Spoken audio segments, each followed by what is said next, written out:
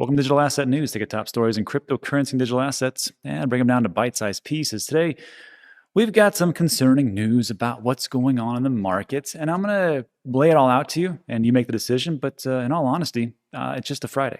So first up, this happened yesterday. Biden will seek a tax increase on the rich to fund a child care and education. This is the President of the United States, Joe Biden, and why this really has caused mass panic when there probably shouldn't be. On top of that, I'm going to talk about how this first bill we talked about could just be a distraction for one of the main bills that just came about, which House Democrats passed the bill to make D.C. the 51st state. Still has to get to the Senate. But I got to tell you, this is where it all comes down to sleight of hand and magicians using their sleight of appearance about what is going on. So we'll take a look at those two things, and then we're going to bring in Shihan Chandrasekhara, who is everybody's favorite crypto CPA, to calm everybody down about what is going on with this bill. But first, let's take a look at what the heck happened in the market yesterday, huh? Crazy.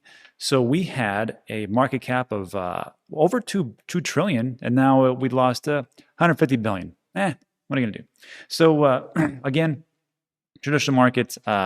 Once this story broke, the traditional market just took a huge dive, and in our market, we lost 150 billion. But hey, this is crypto, and we are still affected by the tides of different things that are going on outside of our realm of control. So we've got Bitcoin price 49,000, and one thing I want to talk to you about: Trade the Chain sentiment analysis. Right, takes a look at all the different things that are going on in the internet, mostly Twitter and the websites for exchanges and cryptocurrency and whatnot. There still is. I want to show you a sentiment of what people are really feeling about what's going on. Let me blow this up so you can see it. This was surprising to me. And that is, do you see that daily sentiment for Bitcoin? Bearish. I'm not surprised on that. But what I am surprised is the neutrality that's going on in the top 4 or 5 currencies. A couple bearish here, but still very neutral. And people are not really flipping out. And there's a little bit of bullish here and there, and some bearish whatnot. So who's very bullish? Who is this? Pirate Chain. Well, I got to get some of that. That's enough. I've been on Trade the Chain for like 10 days straight, and it's always Pirate Chain going, very positive sentiment. I'm actually going to have to take a video on this one. But yeah, so I mean, Bitcoin dropped below 50,000. We're at 49. People were saying if it dropped below 50, it was going to 45, but it went to 48 and picked right back up. Ethereum is still 23.17. Binance Coin 502. And you can see right here in 24 hours, yeah, there was a big dip, but if you were like me, you're just like, thanks. And yesterday, what did I do? I bought Cardano, I bought StormX, and I bought Voyager.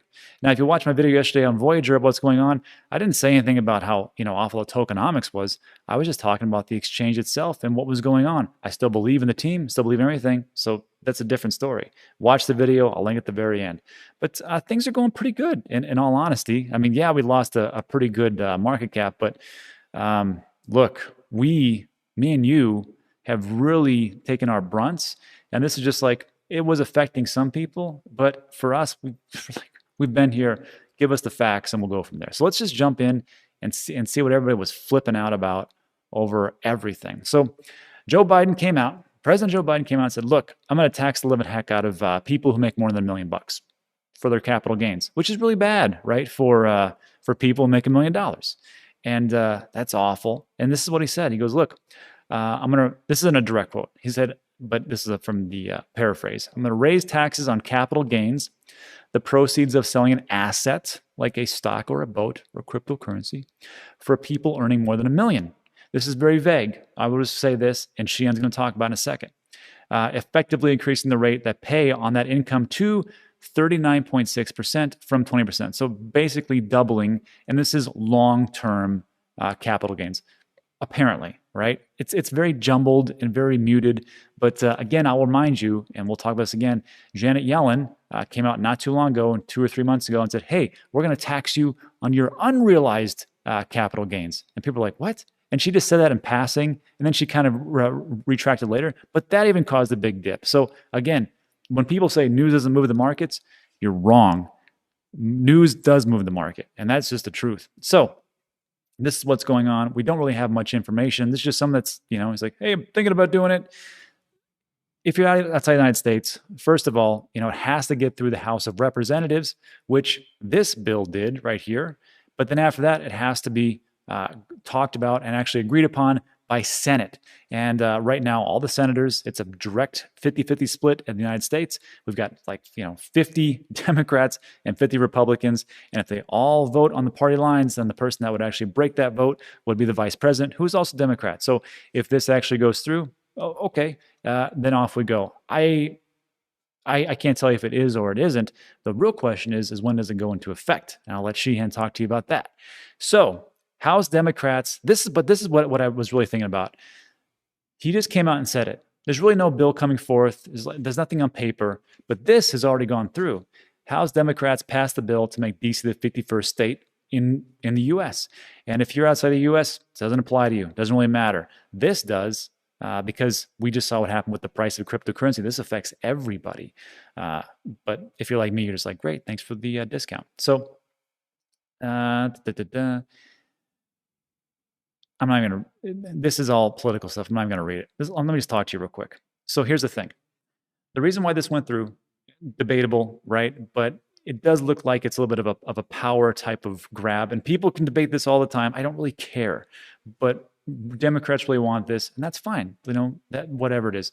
But to me, it kind of feels like Joe Biden's like, all right, so we're going to do this thing with capital gains and money and all the things that are happening, and watch over here. And what's this? And what's this behind your? 51st state. To me, it's just like magician sleight of hand. So in all honesty, they got this through the House of Representatives. Now they have to get it through Senate, but this is a little bit different. They have to have, I think it's like 60 votes or whatever else. So we'll see if this actually goes through. I think, in quite all honesty, is that if you're all about negotiation and you know how this works in Congress and going forth, you don't start with your real number. You start super high, then you start to work things around, then you go that way. Because just because they say, well, there's Democrats in there, they're going to jam it right through. Not so. It's all about political power and what you can actually get later on for what you really want, whatever that is. So if you want to spend all your capital on this one, go right ahead. But on different things where you have to have some kind of supermajority, it's not going to go through. These are just my musings. I think that there will be a tax raise. There has to be, because that's the whole thing with this helicopter money that we got. Someone's going to pay for it, and it's going to be you and me, and that's just how it is. So what I really want to do is just kind of break this down and just tell you like this. When in doubt, zoom out. There's been a lot of different things that have happened in this market, and a lot of different things that have made people panic and whatnot. But you just have to sit back and go, what's really going on? Who does this really affect? And how can I use this to my advantage? So what I want to do is I want to bring in Sheehan Chandrasekhar, and we're going to talk about the accounting side of this and what he has seen in the past as far as raising of taxes, since he is an expert. And let's just jump in and talk to him. All right. So everybody, we took a look at what's going on in the current news cycle. And thankfully, our man here, Sheehan Chandrasekhar, everybody's favorite accountant as far as cryptocurrency goes, was gracious enough to come on the show and just answer a few questions. Sheehan, thanks for coming by. Yeah, thanks for having me. Yet again, my man. Yeah. Yet again, here we are. So what I'm going to do is I'm going to quickly share my screen and just to make sure everybody, a quick recap, tax rates for long-term capital gains. Remember, long-term is over, if you hold everything for a year, then here's what we have. And then short-term, if you sell before a year, then you're going to pay pretty much just like it is in the normal tax rates, only for Americans, of course. So long-term cap gains, it just depends. You could pay if your filing status is single and you make $39,999, then you pay 0% rate on your cap gains, and then it just kind of goes over. But really, if you're looking at it, 15% is up to 441,000, which is a lot, and over that is 20%. Head of household, almost the same thing. To 469, married filing jointly 496, and married filing separately over 248,000. So just keep in mind of that. And if they're all selling it short term, it's pretty much just whatever you make. And the top percentage is 37%, which, as we talked about, it's going to probably go up to 39.6 or somewhere around there. And that's only for people who make over $500,000. So that's a nice little recap. And I brought on Sheehan for a little bit of history and he'll talk about that. And then what this all could potentially mean, because we have no facts right now. We have no facts, and people running around like a chicken with their head cut off. So Shehan, take it away. Tell us what's really going on, or potentially could go on.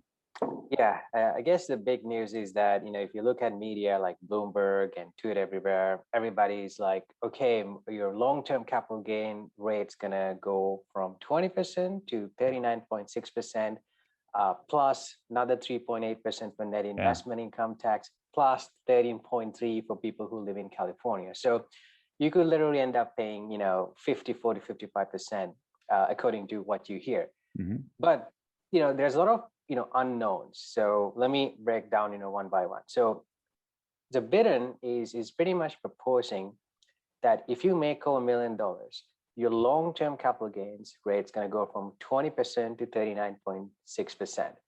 So first you have to understand, okay, you had to make $1 million, because if you're making less than $1 million, there's barely any impact for you. There may not even be any impact. Now, I actually wrote an article about this on Forbes, and in 2018, IRS received roughly 150 million Form 1040s, individual taxes. And among them, only 540,000 people had adjusted gross income over 1 million. So that means there's less than 1% of the tax filers who would be subject to that doubled tax rate if that were to happen. Again, these are just proposals. Right. So there's just one fight that's going on. Everybody has to pay 40% tax rate. So that's not going to happen. If you're a millionaire, there's a small likelihood.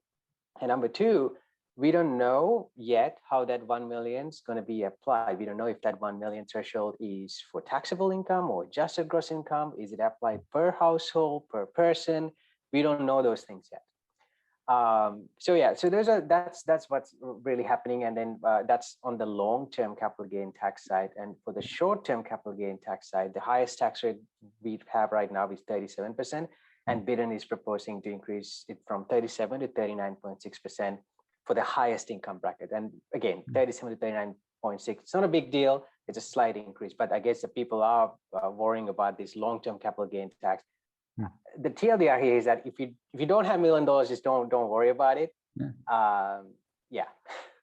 So if you're less than $1 million, not a big deal. And then I was thinking about it, because I think in this bull run, we're going to see a lot more millionaires come about as the bull run starts to continue. So the question I have for you was, and you explained this to me quite well, you have to do it again.